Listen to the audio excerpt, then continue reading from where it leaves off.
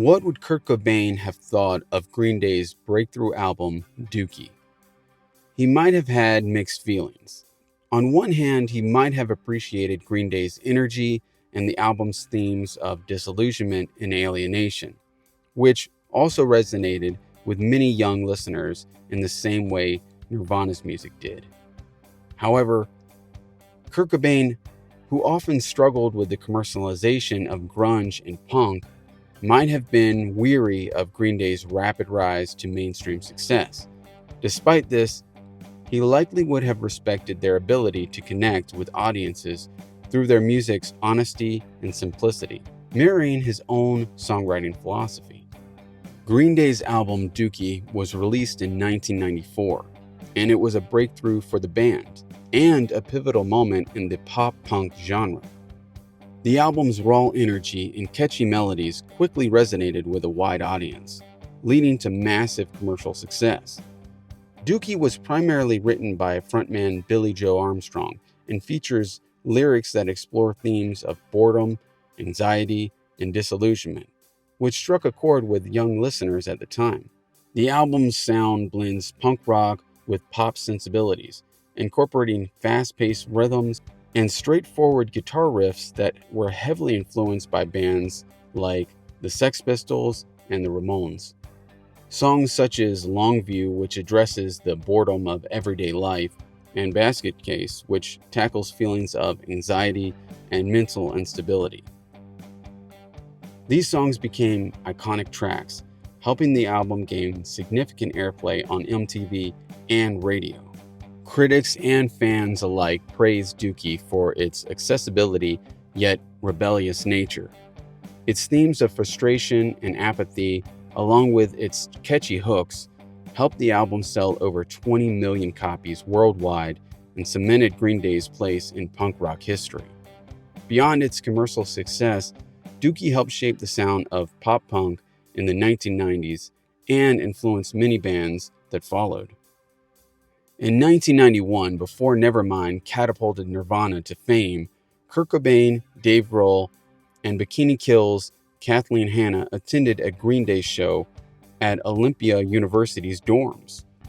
Though the band didn't realize the significance at the time, it would later resonate as Cobain's fame skyrocketed. Billie Joe Armstrong recalled the event, noting Cobain and Hanna were upfront drinking during the performance. Armstrong later expressed deep admiration for Cobain, liking Nirvana's impact to that of the Beatles, praising Cobain's authentic songwriting. Although we can never know what Kurt Cobain would have thought about Green Day because he never spoke on the subject, Dookie's polished production and Green Day's more playful, upbeat approach might have contrasted with Cobain's darker, more introspective work. Yet, given his admiration for raw musical expression, Cobain could have seen Green Day as a continuation of the punk scene, bringing the rebellious spirit to a new generation. Billie Joe Armstrong said about Kurt Cobain attending one of their gigs, "We were playing Evergreen College in Olympia, Washington, in like 1991, and Kurt and Kathleen Hanna were up front getting drunk. We were playing like someone's house, like a co-op or something. It was before Nirvana blew up. At that point, they put out Bleach and a couple of singles from Sub Pop. While Cobain never publicly gave his thoughts on Green Day, Armstrong hailed Nirvana as our Beatles. He said, the guy just wrote beautiful songs. When someone goes that honestly straight to the core of who they are, what they're feeling, and was able to kind of put it out there, I don't know, man, it's amazing." He went on to say, "I remember hearing it when Nevermind came out and just thinking, we finally got our Beatles. This era finally got our Beatles. And ever since then, it's never happened again. That's what's interesting. I was always thinking maybe the next 10 years, or maybe the next 10 years, or maybe the next. That was truly the last rock and roll revolution." So I was 9 when Dookie came out. It's just in 1994, after Nirvana was over, there was this explosion of albums, grunge was dying off, and there was this time where I think punk rock was coming in. There was still some grunge bands, if you can call them that. I mean, that year, 1994 and 1995, 1996, I feel like that is a time capsule. There were just such amazing albums that came out that year.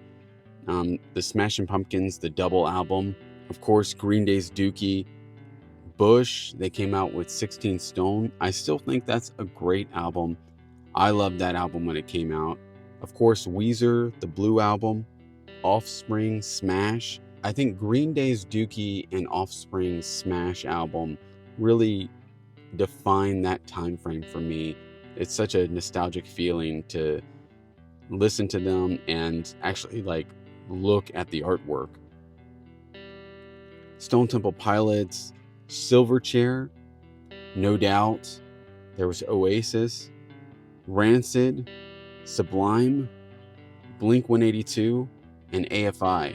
All these bands were emerging during this time frame after Nirvana was over, and I want to talk about those albums in more videos to come. Thank you for watching, and if you liked the video, please consider subscribing.